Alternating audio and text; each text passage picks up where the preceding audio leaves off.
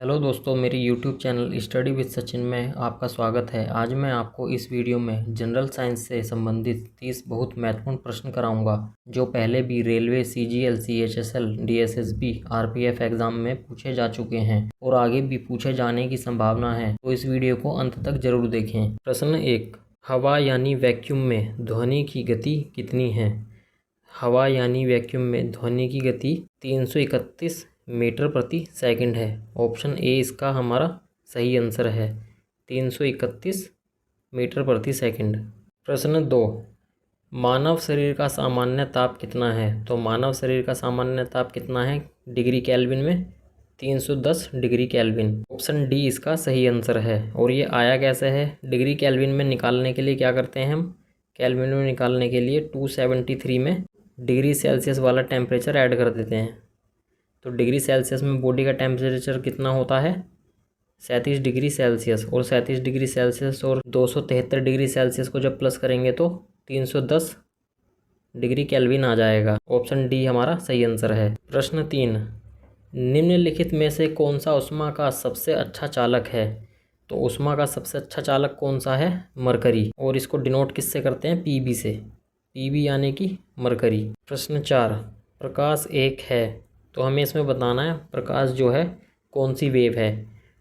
तो प्रकाश एक है हमारी ट्रांसवर्स वेव। ट्रांसवर्स वेव की बनावट कैसी होती है? ट्रांसवर्स वेव की बनावट ऐसी होती है।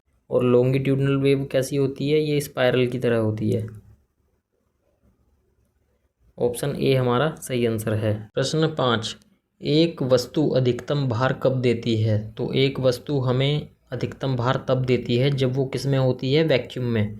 और वैक्यूम क्या होता है? जहाँ पर हवा भी नहीं होती उसे हम वैक्यूम बोलते हैं। ऑप्शन डी हमारा सही आंसर है। प्रश्न 6, लंबाई की सबसे छोटी इकाई क्या है? लंबाई की सबसे छोटी इकाई है फर्मी-मीटर। और इसकी पावर क्या होती है? 10⁻⁻15 होती है फर्मी-मीटर। ऑप्शन डी हमारा सही आंसर है। प्रश्न 7, एक हीटर में तार किस चीज़ से बना होता है? एक हीटर में तार बना होता है नाइक्रोम से। ऑप्शन ए हमारा सही आंसर है। प्रश्न 8, गुरुत्वाकर्षण सिद्धांत किसने दिया था? गुरुत्वाकर्षण का सिद्धांत दिया था आइजैक न्यूटन ने। ऑप्शन सी हमारा सही आंसर है। इसलिए ही हम न्यूटन में डिनोट करते हैं, या तो एन लिखते हैं या फिर एन टी लिखते हैं। प्रश्न 9, पॉजिट्रॉन का आविष्कारक कौन था? पॉजिट्रॉन का आविष्कारक था एंडरसन। ऑप्शन डी हमारा सही आंसर है। और पॉजिट्रॉन को डिनोट कैसे करते हैं? ई की पावर पॉजिटिव। और इलेक्ट्रॉन को कैसे डिनोट करते हैं? इलेक्ट्रॉन को ई की पावर नेगेटिव होता है इलेक्ट्रॉन, और ये होता है ई की पावर पॉजिटिव पॉजिट्रॉन। प्रश्न 10, क्यूरी किसकी इकाई है? क्यूरी है इकाई रेडियो एक्टिविटी की, रेडियो धर्मिता की इकाई है क्यूरी। ऑप्शन ए हमारा सही आंसर है। प्रश्न 11, सापेक्ष आर्द्रता यानी कि रिलेटिव ह्यूमिडिटी किसके द्वारा मापी जाती है? तो रिलेटिव ह्यूमिडिटी मापी जाती है हाइग्रोमीटर द्वारा। ये गलती से यहाँ प्रिंट हो गया हाइड्रोमीटर दोनों जगह। तो किसके द्वारा मापी जाती है? हाइग्रोमीटर द्वारा। ऑप्शन बी हमारा सही आंसर है, हाइग्रोमीटर। प्रश्न 12, यांत्रिक शक्ति यानी कि मैकेनिकल पावर की एसआई इकाई क्या है?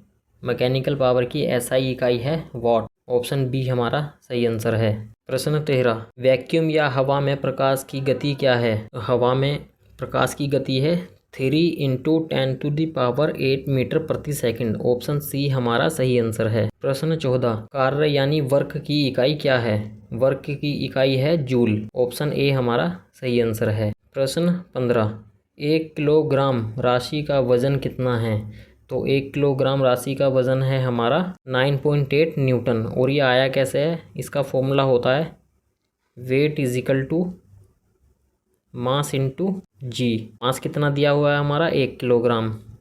और जी की वैल्यू क्या होती है? 9.81।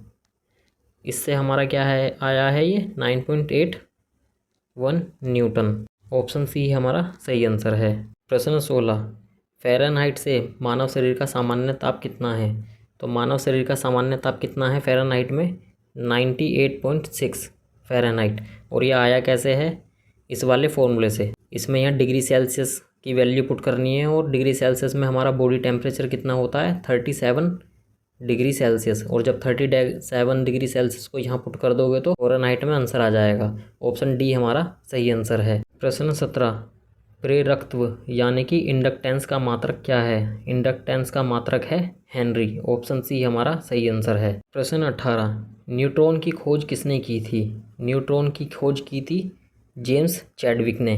ऑप्शन सी हमारा सही आंसर है। प्रश्न 19, ब्रह्मांड में सबसे अधिक मात्रा में कौन सा तत्व पाया जाता है? तो ब्रह्मांड में सबसे अधिक मात्रा में हाइड्रोजन पाई जाती है।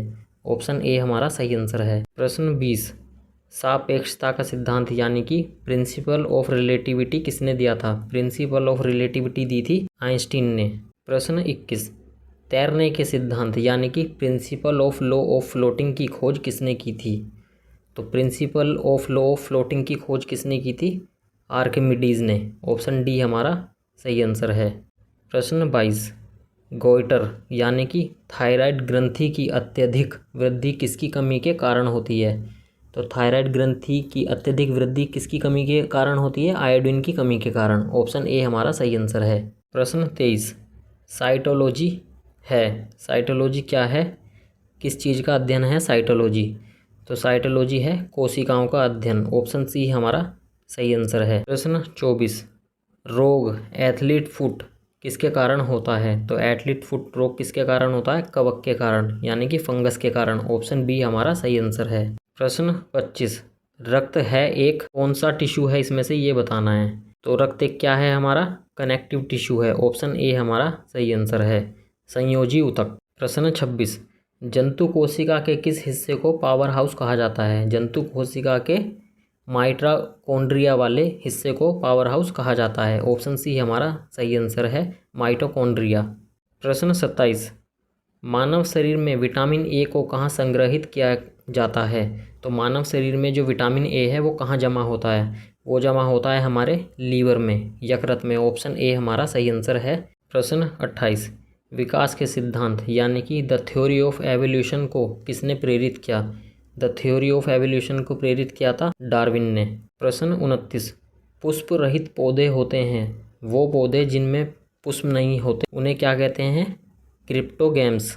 ऑप्शन डी हमारा सही आंसर है। प्रश्न 30, इनमें से किसकी उच्चतम प्रतिरोधकता होती है? तो सबसे ज़्यादा प्रतिरोधकता होती है कार्बन की, इसलिए हमारा ऑप्शन ए बिल्कुल सही है, कार्बन। अगर आपको मेरी वीडियो पसंद आई हो तो प्लीज़ चैनल को सब्सक्राइब करें और वीडियो को लाइक करें। Thank you.